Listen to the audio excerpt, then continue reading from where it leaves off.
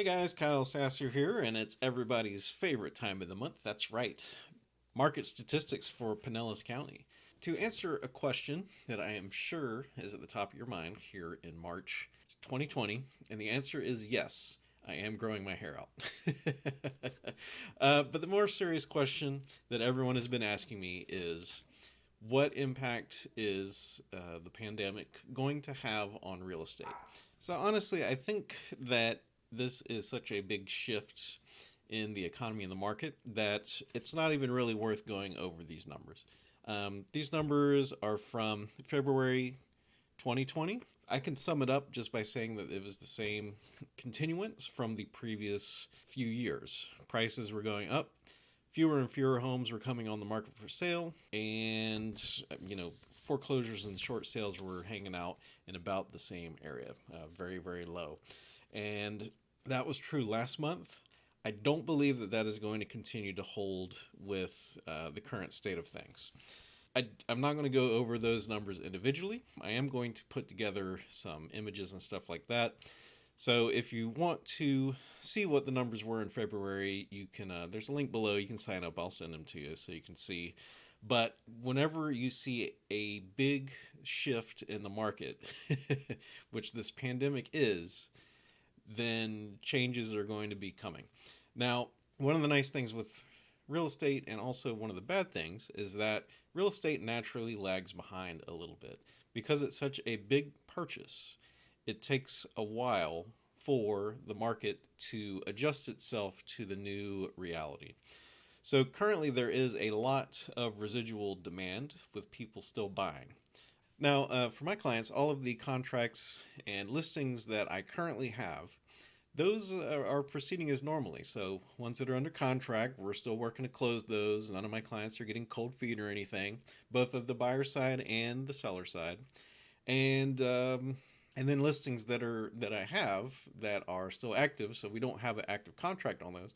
Honestly, I'm still seeing the same number of showings that I would have expected a month or two ago. That tells me that there is residual demand, and that demand is probably going to continue for a while, as long as we are relatively able to continue to show houses with some precautions, of course. Now, all of the major banks and financing sectors are basically saying we are already in a recession right now. So as that continues, we are definitely going to see things trail off. It's going to take a little while, so if you've been thinking about selling, then now is the time to sell. We are definitely at the peak of market, and we have a very big unknown recession here in front of us. Historically, recessions typically only take about 10% off of a home value, but this is not a typical recession.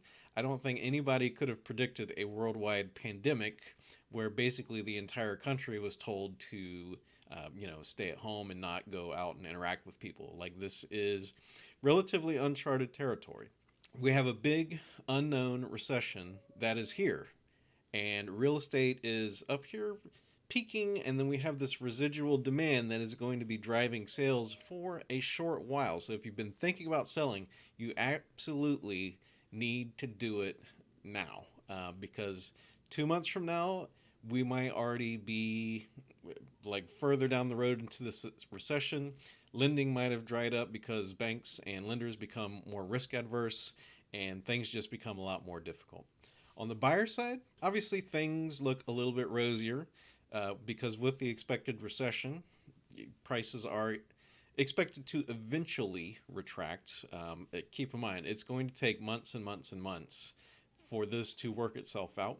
But the downside for that is lending usually becomes more constrained as well, because banks, lenders, private equity firms, they all become much more risk adverse because they are trying to protect their money. So it is not as easy to get loans in a recession. So it's a two-sided thing. And the reason why prices usually go down is because the lending tightens up a little bit. So definitely still early stages. Today is March 20th. So we are still in very early stages of this. I'm definitely going to, keep you abreast of real estate developments. As I said, the numbers in February were good, but we are no longer in February. And honestly, the market and variables are such that I think it's worth basically looking at this as turning a chapter, just like 2007 was a new chapter, and honestly, even before that, like 90, like the late 90s was another chapter. The one thing that's always true is that these chapters come. Please, you and your family, please be safe. Do not stop your interest in real estate or thinking about buying a new home or anything like that, because there's definitely ways to do it, no matter what the circumstances are. But if you have been thinking about selling, now is the time to do it, because all signs are pointing to a recession being imminent or here already, and prices are naturally going to retract a little bit. And for how long, nobody can say. So anyway, not the greatest news this month, I don't think, but honestly, currently we have a little bit bigger fish to fry so far as making sure that this pandemic stays within check.